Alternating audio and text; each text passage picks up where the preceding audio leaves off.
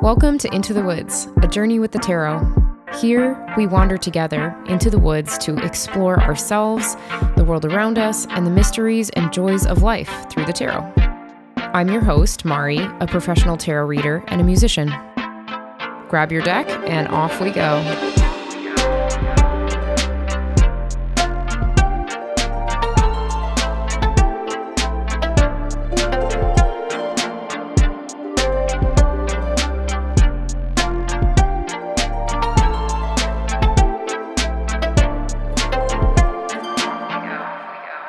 Hello everyone, and welcome back to Into the Woods.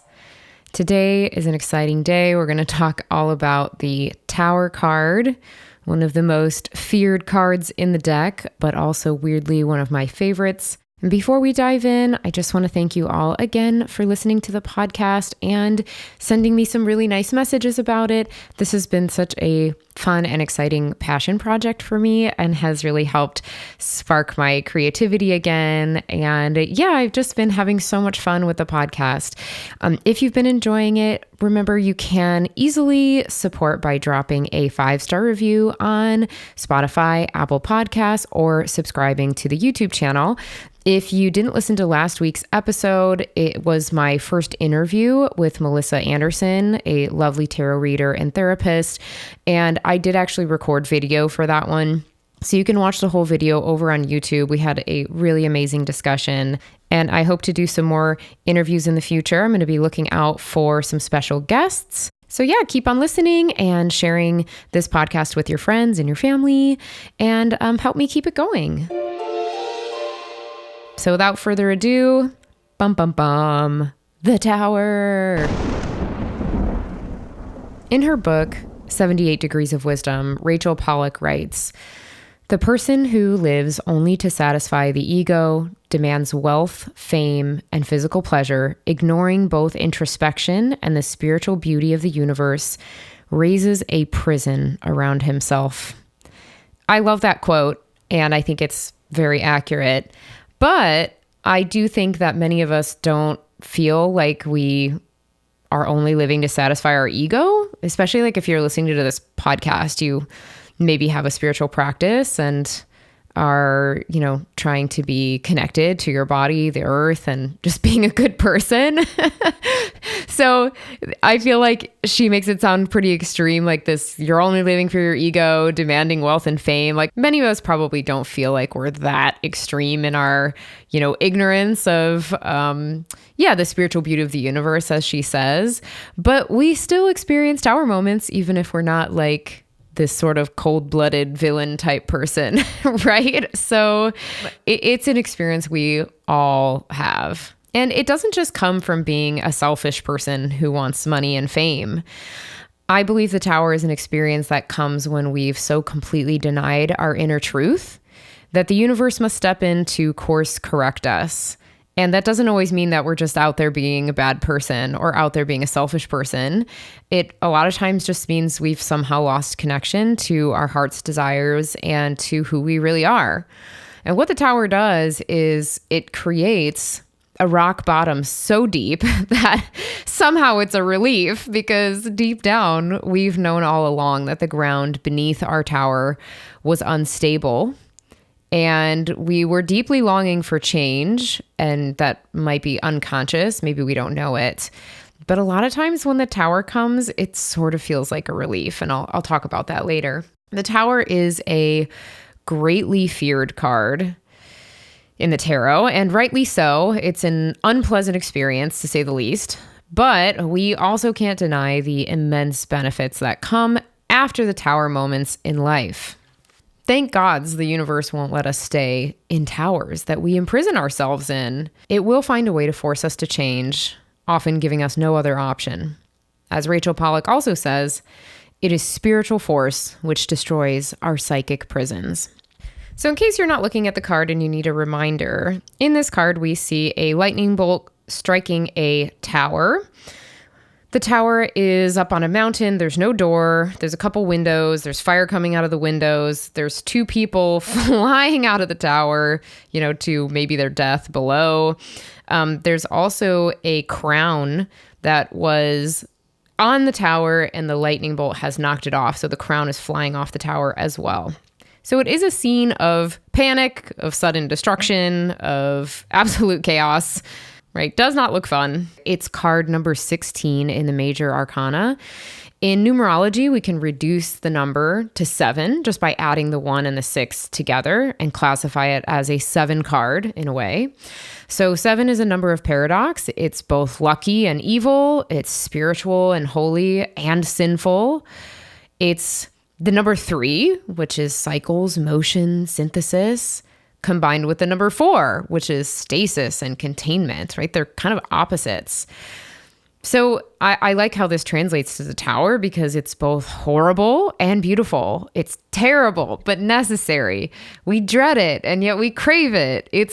We're dreading it, but it's a relief. Like, how do those things go together? It really is a paradox. And I love how that's expressed in the numerology and the number 7. We see those types of paradoxes in the other 7s in the deck too, in the sneakiness and self-betrayal of the 7 of Swords, in the utter confusion, in the 7 of Cups, and so on. So in life, the tower may manifest as a sudden job loss, a broken foot, a stay in the hospital, a tree falling on your home, or even the loss of a loved one. In the moment, it is awful, and we often don't know why it's happening to us. It may feel like a horrible stroke of luck, the 1 in a million chance that lightning strikes you. But typically in hindsight, often it's years later, we are usually grateful for the experience and understand how it directed us to something greater. More alignment, more truth, more peace, greater understanding of, the world and life. The crumbling of the tower after the lightning strikes may last a while, although it's often a sudden event that kicks it off. As I said, a job loss, a health crisis. The fear that this card brings up is not something to laugh at. It's really challenging. And often is injury, literally pain or some kind of physical problem with our body. I've seen that so many times. I personally relate this card to the most awful and difficult times in my life, but there is a glimmer of relief and hope in the card as well. And we have to remember that when we're going through it, if we can, that, you have indeed hit rock bottom and it can only go up from here. There's a knowing that it will somehow lead to greater peace, wisdom, joy, and appreciation for life. And of course, that it doesn't last forever. The tower moment will not last forever. So how do we get to a tower moment, right? What leads us there? When I was considering what to do for this episode, I hadn't known I was going to do a tower episode. I sat down and did some meditation. I pulled 2 cards from my deck and I got the Tower and the Page of Pentacles. And, I knew I had to do an episode about the Tower. I started thinking about the relationship between the Tower and the Page of Pentacles and felt like it was giving me a clue to why we end up in the Tower. I started thinking that when we lose sight of the Pentacle, when we stop feeling our body, when we stop learning its language and the language of the earth around us, that's when we head for the Tower. Our body and our connection to our environment is our best tool for alignment. When we don't connect there, we often get lost in story and programming, right? Thoughts, logic, all that. When we build our life, aka the Tower, around other people's ideas of who we should be, society's rules, belief systems that aren't ours. Basically, when we spend too much time in our heads and up in the air, that's the Swords, we are building our tower without even knowing it. And honestly, we often don't realize that those beliefs aren't even ours, which is why it takes divine intervention to change. In those times, we truly believe that we're following our own desires, that's what we're supposed to be doing, that's what we want to do. And it takes a big shakeup to realize whoa, maybe I never wanted this or believed in this path all along. So I want to read a segment from Tarot and the Archetypal Journey by Sally Nichols. She says, psychologically speaking, many of us live up in the air, imprisoned in ideological towers of our own making. For the tower can symbolize any mental construct, be it political, philosophical, theological, or psychological, which we human beings build brick by brick out of words and ideas. I'm pausing from the quote for a second. So that building of the tower is really like a mental thing. It is very swords. It's ideas, it's beliefs, it's philosophies, things like that. Okay, back into the quote. Like their physical counterparts, such towers are useful for protection against chaos, for occasional retreat, and as a vantage point for taking our bearings in relation to the wider view. They are useful as long as we allow room for a little remodeling from time to time and keep the doors open so that we can come and go at will. But when we build a rigid system of any kind and crown it king, then we become its prisoners. We are no longer free to move and change with the moment, to touch the vital earth and to be touched by its seasons. Something like this must have happened to the two tower dwellers in this picture, for their edifice has no door whatever. They have walled themselves in. In such cases, only an act of God can liberate them. This liberation can take the form of a severe physical or spiritual illness, a violent change of fortune, or another cataclysmic event which brings them suddenly down to earth. End quote. Yes, so the antidote to building the tower and, sort of unsuccessfully trying to climb our way to heaven is to fall to the ground and reconnect with the earth. I also want to point out that it's not the worst thing in the world to build some towers or to have some ideologies or buy into belief systems. Those things are necessary, actually, but it's the rigidity that's the problem. It's building no door. It's having no escape. It's becoming too stuck there. That's the problem. This brings to mind things like how we expected people to do the same job forever. Like, why? That's ridiculous. We need to have room for change, for becoming a new person, for developing new beliefs and ideologies and things we love. It doesn't serve us to box ourselves into the tower with no way out. So I want to tell you a little bit about one of my own tower moments. I graduated from college with a degree in music and was totally lost the second I graduated. I didn't know what to do with myself. I was doing small odd jobs like walking dogs and pet sitting and, that kind of stuff you do when you're 20. I knew that to be a real person contributing to the world, I needed some kind of real job. I also knew that musicians don't make money. So I decided I should work in some job adjacent to music, like managing an orchestra, so I could still be near the thing that I loved. But, in my head, I just knew there was no way of making it work as a musician. I was also just living life at a crazy pace, working, partying, exercising like an insane person, just burning the candle at many ends. I didn't know how to slow down and actually know myself or discover what I wanted to do next. All I knew were the ingrained beliefs and how to stay busy. Some of these beliefs were: I needed to be busy and productive to be worthy. Musicians don't make money. A graduate degree was needed to be taken seriously. I had to stay fit with rigorous exercise because that's what my family demanded. Drinking, was something you just did for fun. And none of those were my actual opinions, but just ones that I had absorbed. There was no part of the way I was living that was in alignment during this time. I even let my sister convince me to live with her again, even though I knew I didn't want to, just because it seemed practical. I didn't want to say no to her. I didn't want to make her feel bad. I had no boundaries. I love my sister so much. We're best friends. But at the time, for whatever reason, I hadn't really wanted to live with her again. I had lived with her in the past. So I ended up applying to grad school, was planning to move to California. I just didn't know what else to do. And guess what happened? The place I moved into with my sister had black mold. I became extremely ill over the following year. I was diagnosed with a slew of autoimmune disorders. I had pain all over my body. I had no energy. At some point, I could barely walk. I couldn't walk to my mailbox to get mail. And when the symptoms didn't go away after I did eventually move to California and start grad school, I had to drop out. I dropped out of school and moved in with my parents so that they could care for me and we could figure out what was going on with my health. That was my tower moment.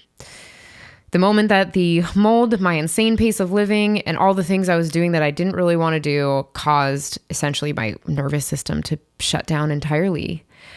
My identity as an active, fit, hardworking grad student, with big dreams of what I would do for work, just crumbled.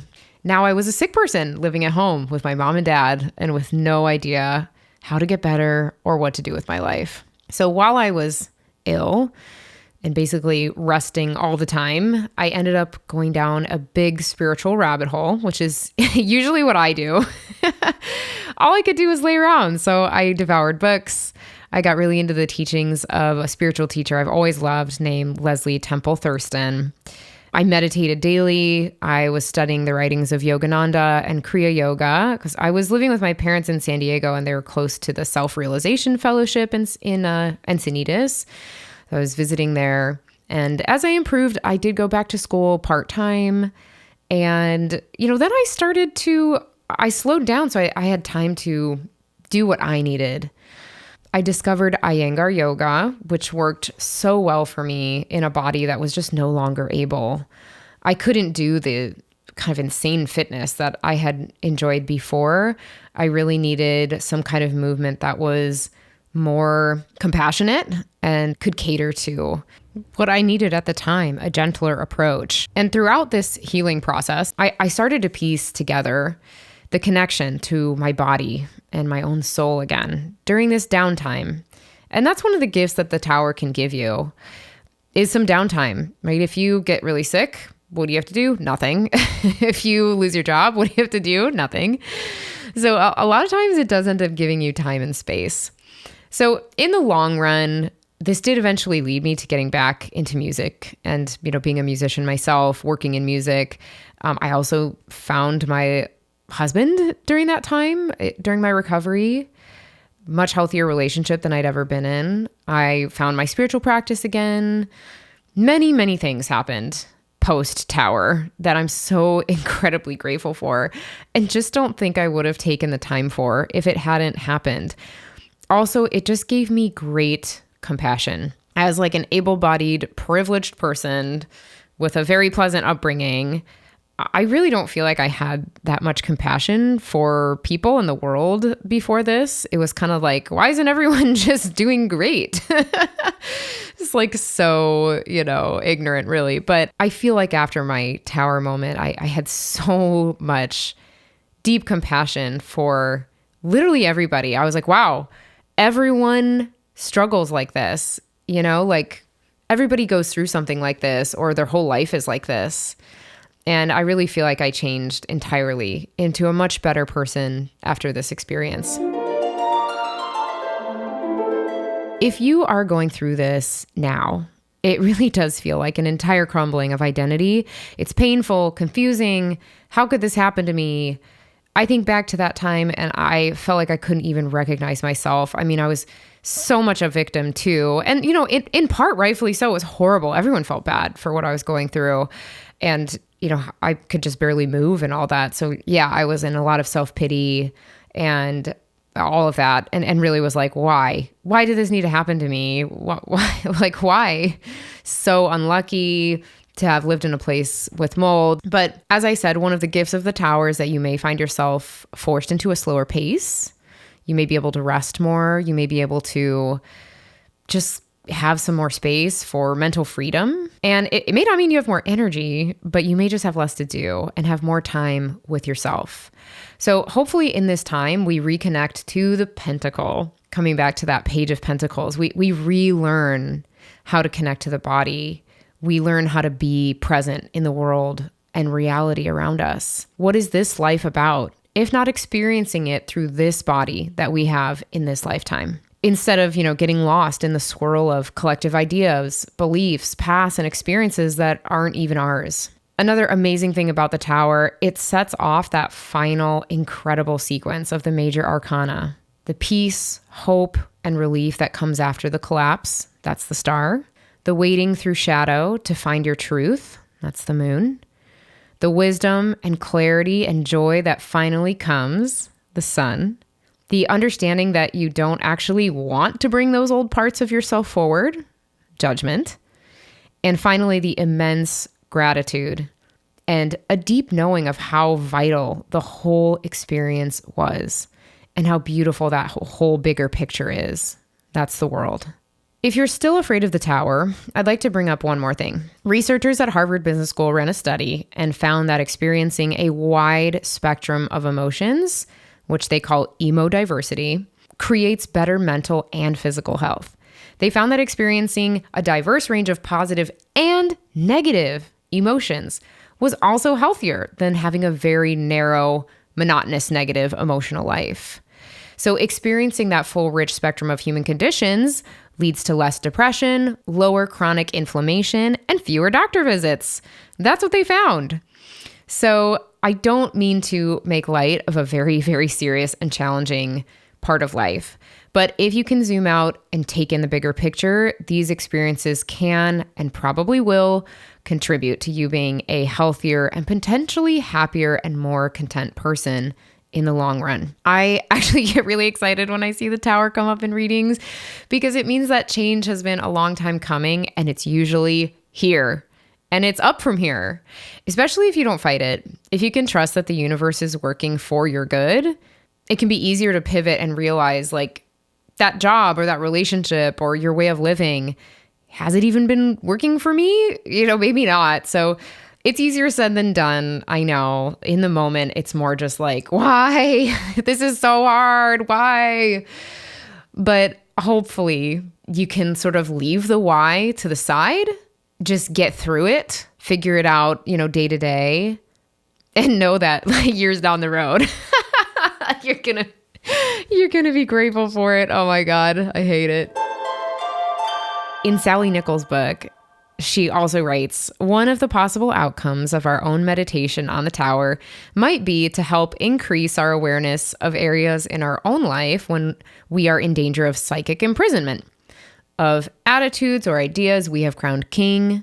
Where do they constrict our freedom? In what ways do we use religious, psychological, or philosophical systems to elevate ourselves above the mass of humankind? She goes on to talk about idolizing youth as a good example of this, as a good example of like a tower we have built as a society that, really doesn't serve us. And it has no connection to earth or nature because like we all age. We just do. Like, why would you even bother idolizing youth? Everybody gets the same amount of youth, relatively speaking. But I've used her quote there to inspire a tower spread. Okay, so I'm calling it a tower spread for blowing up old programming. Okay, that's what I'm calling it. So it's going to be a 3-card spread again. I love 3 cards. Question number 1, card number 1. Where have my thoughts and beliefs become too rigid? Number 2, how is this restricting my freedom? Number 3, what can help me come back down to earth? So I'm going to pull this for myself right now. We'll see what comes up. Today I'm using the Tarot of the Witch's Garden, which is like my new favorite deck right now. Ooh, okay. So for question number 1, oh my God, Tarot, you're so annoying. Okay, where have my thoughts and beliefs become too rigid? I got literally, guys, the Queen of Swords reversed. Thank you for being like so on the fucking nose. That's like the question in a card. Where have my thoughts and beliefs become too rigid? Queen of Swords reversed? Are you kidding me? Okay, so making this personal though. Okay, so swords, our suit of air, our suit of thoughts, thinking, logic, discernment, all that. And we have the queen, who is one of our masters of the sword. I don't know, I think of the king and queen, or really all the court cards when they're reversed, is like wielding that sword too sharply, being too disconnected from emotion, and almost there's like a brutality in it, or a coldness and a severity. How do I feel like that's applying to myself? I don't know. What's coming up for me is just that I can be kind of a cynical person. Just being like really honest and vulnerable here. Like I come from a family of a bunch of smarty pants. And I think that as a result of that, I can really hold myself and my whole family above other people. in a way that is kind of egotistical, to be honest. And I can kind of quickly write off what other people say. I don't trust other people's intelligence and insight very easily. Like, I'm hard to impress. I don't know. All of that's coming through with the Queen of Swords. And wow, I mean, gosh, the tarot is so crazy. I'm so happy I'm seeing that part of myself because I haven't thought about that in a while. And I would love to soften, that part of myself and yeah, like come back down to earth a little bit. Not be so Queen of Swords, not be so Queen of Swordsy. Be a little bit more open to other people and other experiences and things like that. So, wow, that's very cool. Okay, number 2, how is this restricting my freedom? For this card, I got the Knight of Pentacles in reverse. I think the Knight of Pentacles is that slow, grounded, earth-connected approach. And, the Queen of Swords the swords are fast. They're airy, they're quick, they're decisive, they're a little bit brutal, making this decision on to the next. And I think that as a result of that, I am losing some freedom, or I do lose freedom, because then I don't really have the choice to slow down and make that slow approach. I'm just quick to judge, quick to make a judgment, quick to just create some logic around something and not really be that sort of present, slower, grounded approach like the Knight of Pentacles would represent. So it's limiting that part of myself that can take that more grounded, present approach. And the Pentacles are that connection to the earth, as I talked about in the episode. So I think it's wild that for the first one, I got a Swords card, and the second one, I got a Pentacles card. It's like so on the nose there again. Okay, so what can help me come back down to earth? Ooh, I love this because I got a Fire card. Oh my gosh, 3 Court cards, I'm just realizing. So for this, I got the Knight of Wands. So for me, this reading is really about like embodying these things or seeing these different parts of myself. Less about the experiences in my life, which that would have been more of the pip cards, right? The 1 through 10s. I didn't get any majors or pip cards. I got all courts. This reading is really about seeing the different sides of myself, observing them, choosing to bring out different parts of myself at different times, or tempering one part and helping another part grow or come out. So I got the Knight of Wands for what can help me come back down to earth. And I think that's so cool because to me, that's showing stepping away from the Queen of Swords, which is about following logic, thought, mental processes, and choosing to instead follow the passion, the intuition, the instinct. So it's like moving away from the mental state and moving into the intuitive state. That's the Fire. That's the Wands. And I love that I got 2 knights. Very cool. So it is taking action, right? It's like learning to take action through instinct, through passion, through intuition. I'm just going to take that as not overthinking things, right? Following joy, following what's energizing me, looking to where the torch is, where the light is, and seeing that in daily life, and not just being quick to judge, to overthink, to make an opinion about something. So I'm going to leave it there for now. I may actually think about these 3 cards a little bit more, but I'll leave that for the episode as my self-reading, which, yeah, this does feel a vulnerable reading for myself on the podcast. So hopefully it like helps you all learn or understand how I'm thinking about the cards and how you might want to think about it too.